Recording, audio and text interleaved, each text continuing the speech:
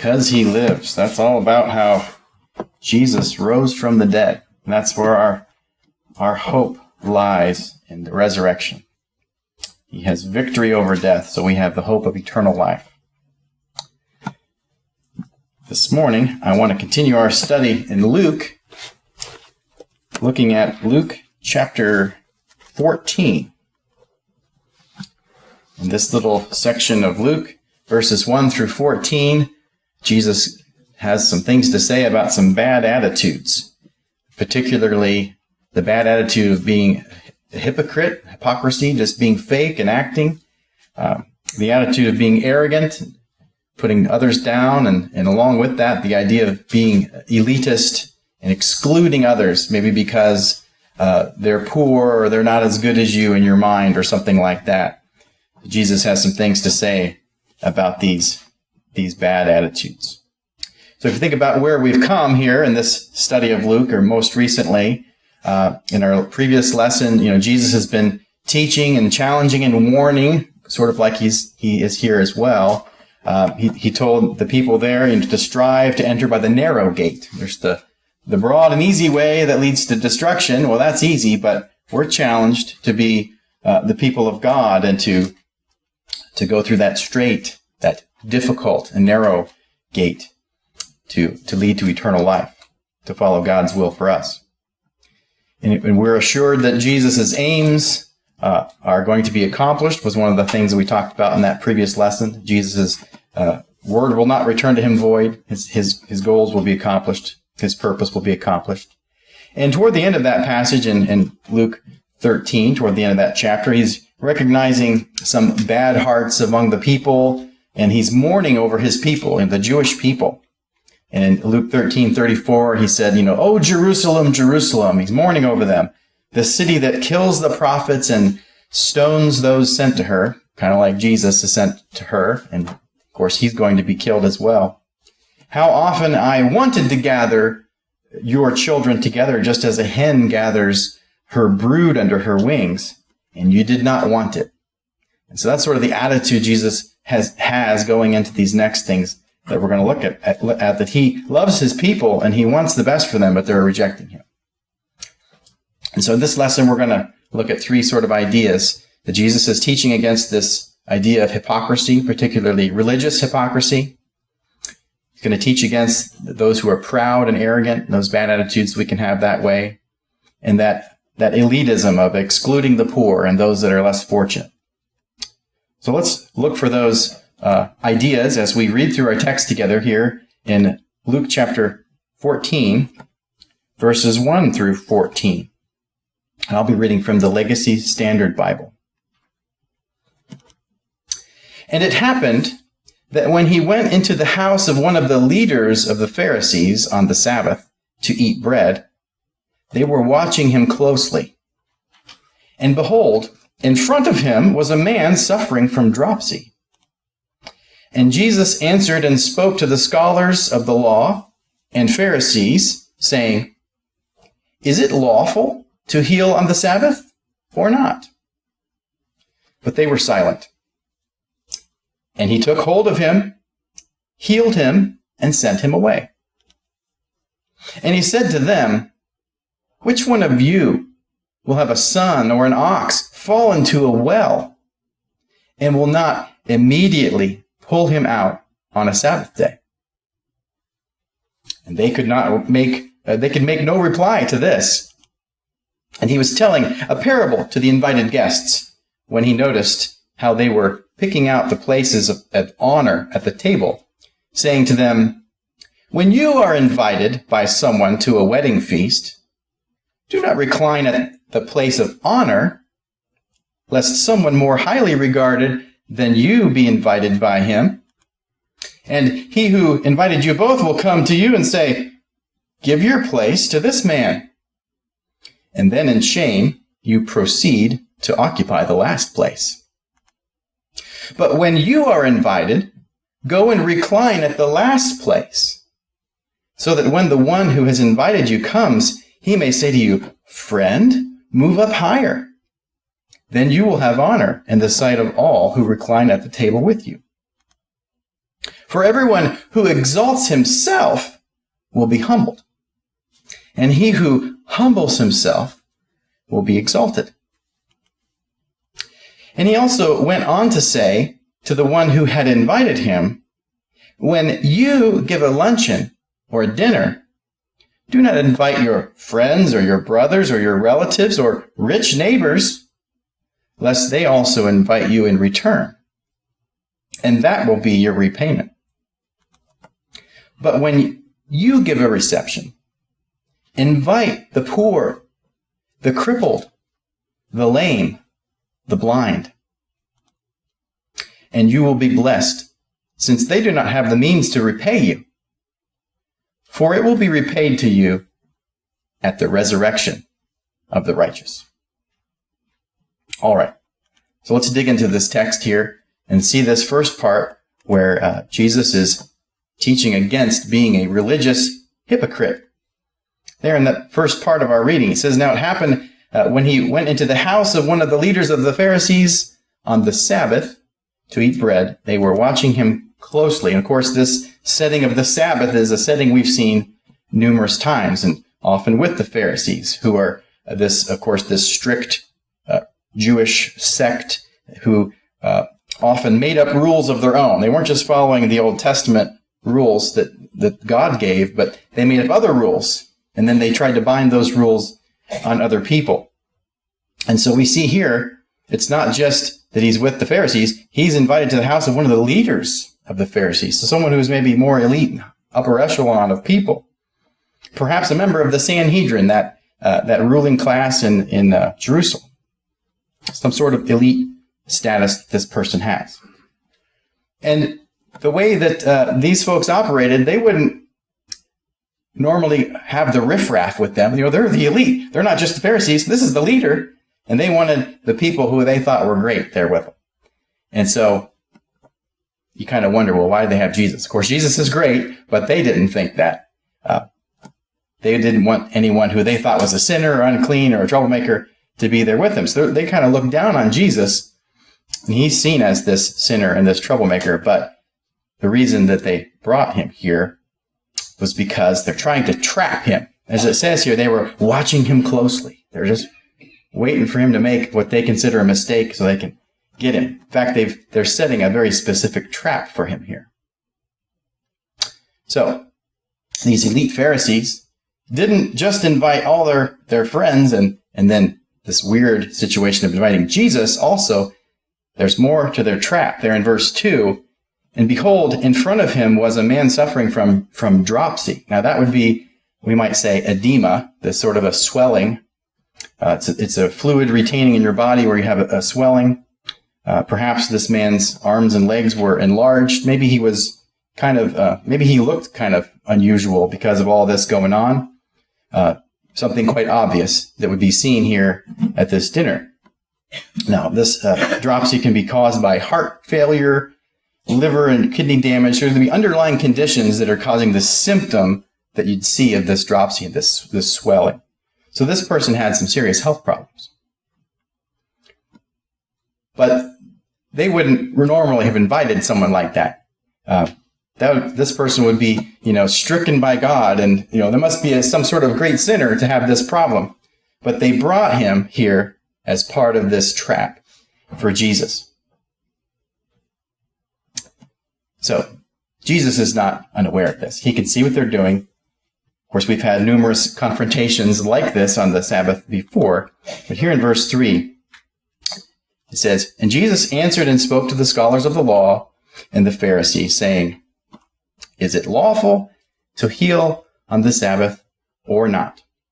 Now, we just had, even in the previous chapter, Luke chapter 13, verses 10 through 17, where this woman who was bent over and she couldn't stand up straight, she had this spirit was causing her to have this problem, had the same confrontation with the same questions here.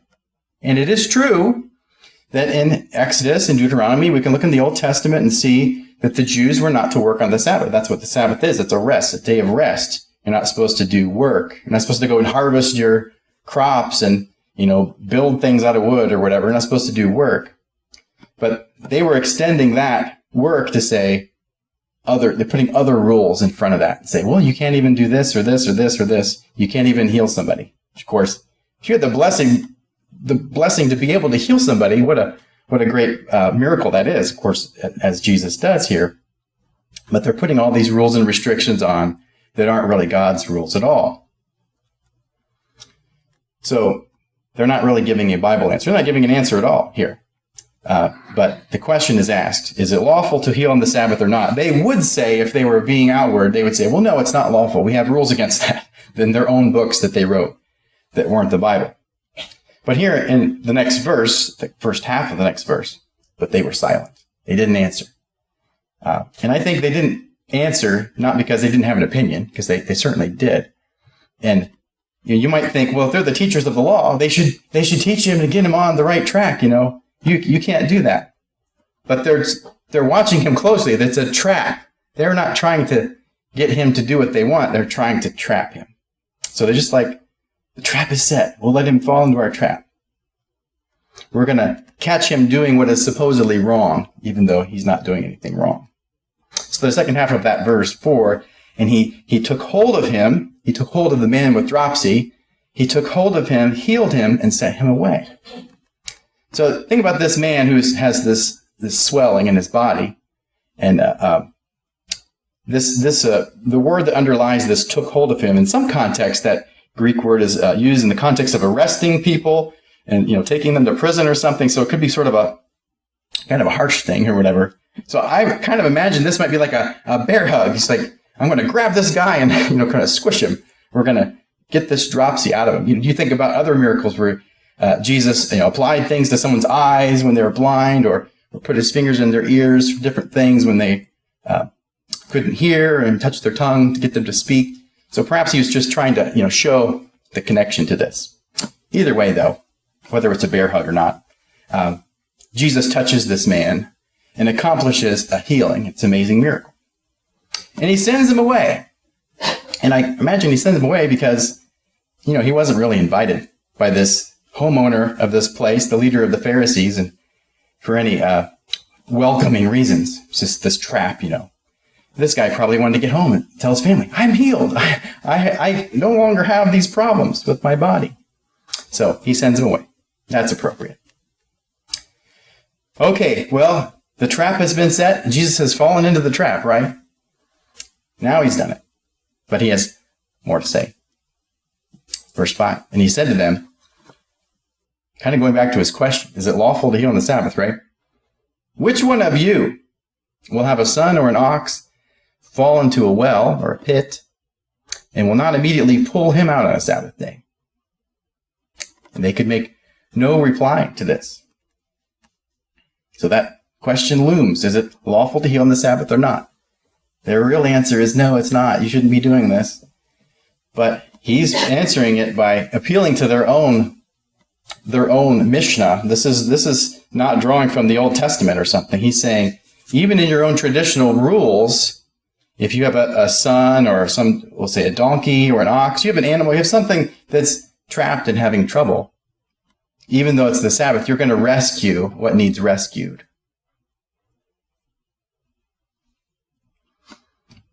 And you think about talking about this well, or some translations say a pit. I'm imagining that the common cisterns that they had there, because there's not much rainfall over in that area of the world. So the rainy seasons, they let all the water run off into these cisterns, and then they plug them up and use it for the whole cycle of the year to get that out. And then as it sort of drained out, it would kind of get muddy and gross down there. So you can imagine falling in an animal or a son or whoever falling in there, kind of being stuck in this thick fluid, almost reminiscent of the person with the dropsies and the thick fluid on their body, being trapped in that, kind of like being trapped in a pit. And you'd help that animal even, or your son, someone who's stuck in the pit. They would do that, but they're trying to say Jesus shouldn't be healing. And it seems like the logic is strong enough that they really couldn't say anything. It's like, yeah, you kind of got us there. They didn't say that. There's no arguing with Jesus once he makes this good point. But sound reasoning. Jesus won the argument, but he doesn't really, win the war, so to speak. I mean, there's this chess game that the the scribes and the Pharisees and the Sadducees are going to continue to work with Jesus to try to trap him, ultimately leading to his crucifixion, as we'll continue to study. But the next point here, Jesus teaches against being proud and arrogant, haughty. He uses this parable of the wedding feast to make this point here. Verse 7, he was telling a parable to the invited guests when he noticed how they were picking out the places of honor at the table. So the problem here is that they're being self-centered, proud and arrogant. Well, I'm important. I'm the leader of the Pharisees or whatever, so I'm going to take this best place at the seat in whatever context it is, a feast or whatever. But he says to them, in verse 8, when you are invited by someone to a wedding feast, do not recline at the place of honor, lest someone more highly regarded than you be invited by him. And he who invited you both will come and say to you, give your place to this man. And then in shame, with your tail between your legs, we might say, you proceed to occupy the last place. Now we have to bear in mind that even though we can identify with this culture was an honor-shame culture. This is a very big deal for them to have the honor, or very negative deal to have the shame in this. But even today, we can relate this to wedding receptions we've been to, and they're all a little different. But generally speaking, there's like a table for the wedding party, maybe just the bride and groom, but typically like the bride and groom and, the bridesmaids and the groomsmen, are all up there up front. And then oftentimes there's like tables nearby that are maybe for close family. And then the tables that are farther away are kind of for everybody else. Sometimes there's name tags, right? So, we don't want people to get confused like this and sit in the wrong place. So have name tags, but often there's not. And you just kind of know that. You kind of know it. Waltz in there to this wedding and like the bride and groom are still getting their pictures taken. And you're like, oh, look, there's this table up front with all these special decorations. I'll just sit there. We know not to do that. It would be very embarrassing if we did that, or even to the family ones in the front, you wouldn't do that. But if you can imagine doing that and then someone having to come up to you and like, hey, you're not supposed to sit there. Kind of go to the back, It'd be pretty embarrassing if you did that. This is the same idea here. But how much more amplified in that honor-shame culture as well. But instead of that, we shouldn't, put ourselves out there as like, I'm the best. I'm just going to go take this best thing. We should instead do what he says here in verse 10. But when you are invited, go and recline at the last place, so that when the one who has invited you comes, he may say to you, friend, move up higher. Then you will have honor in the sight of all who recline at the table with you. For everyone who exalts himself will be humbled, and he who humbles himself will be exalted. So even today, thinking about that wedding scene, that wedding reception scene, we might think about, maybe you're a distant cousin, you're invited, but am I really, the family that should sit up front? And maybe you're not sure, if I should sit up in that front section or whatever. Just go to the back. And then the groom or whoever invited you might say, hey, buddy, uncle, cousin Joe or whatever, come up here and you come to the family section, like, oh, great, thanks. You can be honored by doing that. Even in our culture, we could see something like that happen. But, rather than being embarrassed in the first situation, you could get some honor from that.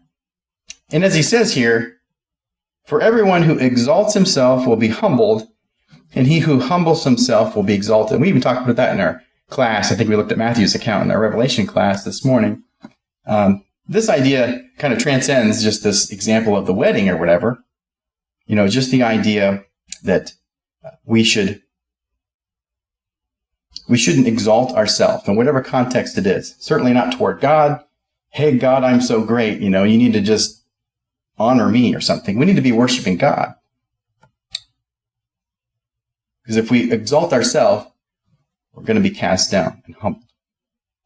But if we have a humble heart and humble ourselves in whatever context, whether it be some, feast situation, whether it be just giving someone the better seat in the bus or whatever it is, whatever situation we find ourselves, we need to humble ourselves, and certainly before God, as we worship him, humbling ourselves, recognizing our place in relation to God, our Creator, and ultimately will be exalted and honored by him. James says as much in James 4, verse 6, but he gives a greater grace. Therefore it says, God is opposed to the proud, but gives grace to the humble. So we need to be mindful that we're not the proud, haughty. He's going to be opposed to us if we're that way. But if we are humble, then we're going to get grace from God, get special blessings from God. And he's citing this from Psalms and Proverbs have these ideas. That's why it's in all caps in this translation to indicate it's from the Old Testament. Also, 1 Peter 5:5, this is cited in the New Testament as well. And here in James, in verse 10, he goes on to say, humble yourselves in the presence of the Lord, and he will exalt you. We need to be humble and recognize that God is pleased when we have that humble heart. He'll bless us, and ultimately with eternal life, as we are mainly concerned about in our hope of eternal life. You know, we're not called to be selfish, arrogant jerks to people. That's not what we're called to be as Christians. We're called to love God and to love our neighbor as ourselves. And that's a hard bar. That's against our human nature to do that, but that's what we're called to do. In big picture, if we stick with those basic principles, loving God and loving our neighbor as ourselves, staying humble and loving others, then God will bless us with eternal life. He will exalt us. So continuing with that theme of staying humble, Jesus teaches against excluding the poor and having an elitist attitude or excluding anybody. Luke 14:12, here he says, and he also went on to say to the one who had invited him, so that leader of the Pharisees was the one who had invited him, right? He tells him, when you give a luncheon or a dinner, do not invite your friends or your brothers or your relatives or rich neighbors, lest they also invite you in return, and that will be your repayment. I don't know that he's saying that you can't invite those people, but don't just invite those people. Of course, we would have association with those that we're close to, but don't let it be just all about that because you're going to get, a favor returned from them or something. Don't just invite the cool kids, we might say, a high school idea or something. Not just those friends and family and the rich people who can return that favor, but do we sometimes do that? Maybe we only we exclude people and only focus on those that can do something for us. Maybe saying an idea like, well, now we've had them over for dinner and they never invited us back. Well, I never. How can they not invite me back? Do we get petty sometimes? Can we just be generous, and not have strings attached? We shouldn't be petty like that. But that's a common idea that we can run into, maybe even get caught up in ourselves. We shouldn't be looking for repayment of these gifts and kindnesses to others. And so he goes farther here in the next verse and says, but when you give a reception, don't just, not just your friends and the rich people or whatever, but when you give a reception, invite the poor, the crippled, the lame, the blind. We might add those with dropsy, right? Maybe you should have invited that guy not to be a big trap for Jesus. You should have invited that guy that was sick because you should have invited that guy who was sick. You should invite people that are in need. So that Pharisee had bad motives for inviting that guy in the way that he did and to trap Jesus. But what about us? How are we doing about our dinner invitations to the less fortunate? Do we do that? Or do we get in our holy huddle and our close friends? I think that this is a challenge where many of us probably have room to grow. I'd certainly say for myself, it's easy to get to be not as outward facing as we ought to be. Certainly we should be kind to those less fortunate. And there's blessings from this. Verse 14. And you will be blessed if you invite those people that are less fortunate, right? You will be blessed, since they do not have the means to repay you. For it will be repaid to you at the resurrection of the righteous. If you're just inviting people for dinner, in broad favors in general, doing favors to people, kindnesses to people, in order to get that same favor returned to you, loaning your neighbor your rake so you can borrow his chainsaw later, or whatever it is. If we're only doing that as a quid pro quo, where we're just like exchanging things, it's more of a business transaction, really. It's not really a kindness. In Matthew 6, in different context, Jesus said, truly, I say to you, you have your reward in full. You have the whole reward. All you got is you borrowed the rake. We should be doing these things out of generosity and love for others, and not just for having a return on it.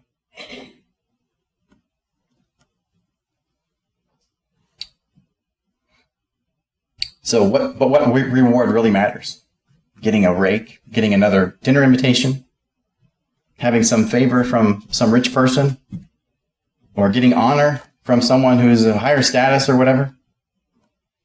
The reward that really matters is resurrection, eternal life, to forever be with the Lord. It says here, for it will be repaid to you at the resurrection of the righteous, if we're giving selflessly to those in need.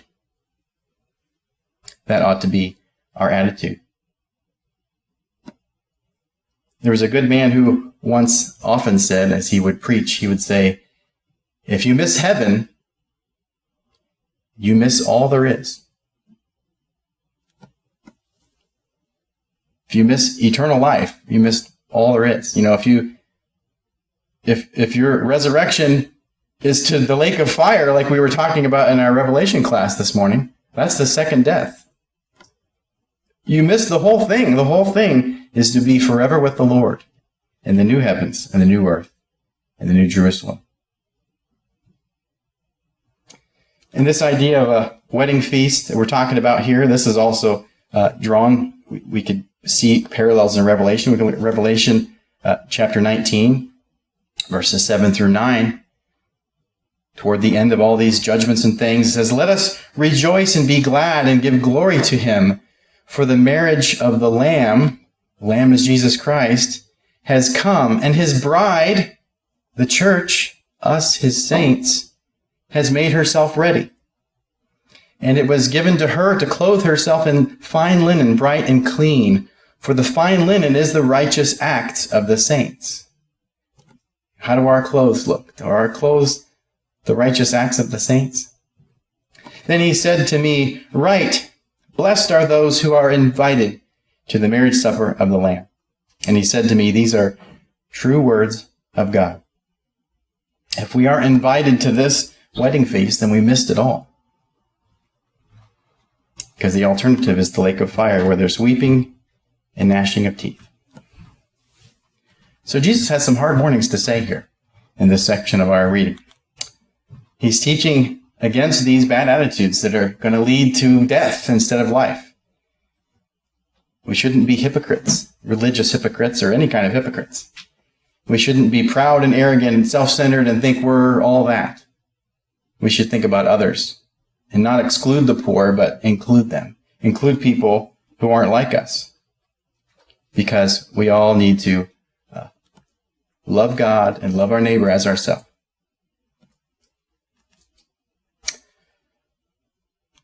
So for our last part of a verse to consider here, Luke 14:14, the second part of that, it says, it will be repaid to you at the resurrection of the righteous. As we think about our invitation here, think about Jesus' instructions to be honest and true and not that fake hypocrite. We're to be humble and thoughtful of others rather than being arrogant and self-centered. We're to love our neighbor rather than excluding the poor or those that are sick or whatever. We do all of that not for some kind of reward today. Rather, we look to the future, to eternal life the resurrection of the righteous, as it says here in this verse. The resurrection. Another verse we like to often think about for an invitation is from Romans 6, verses 4 and 5. Therefore, we were buried with him through baptism into death, so that as Christ was raised from the dead through the glory of the Father, so we too might walk in newness of life, and in a sense be raised from the dead, even here as a new creature, as a Christian living life, walking in newness of life here on the earth today. For if we have become united with him in the likeness of his death, certainly we shall also be in the likeness of his resurrection. So we can be spiritually risen, but also we have that hope of resurrection on the last day when Christ returns, and to be in that place forever with him. So have you been buried with him in baptism? You can have a new life today. If that's something you need to do today, we can help you with that. Be free from sin. And also have that hope of the bodily resurrection when Christ returns. We'll rise to meet him in the air and forever be with the Lord. Or perhaps some have fallen away or drifted or have questions or concerns and need prayers. Whatever it is that we can help you with, we'll be happy to talk with you privately, or if you want to come forward and let your needs be made known, we want to help you as we stand and sing the song. We're going to sing number, I don't have it open here, number 340, I gave my life for thee, right there. It says in that first verse, I gave my life for thee. Jesus gave his life for you. My precious blood I shed, that you would be ransomed, that your price would be paid by his blood and quickened from the dead. That's an old-fashioned way to say made alive from the dead. It was risen from the dead. Let us help you with that as we sing the song together.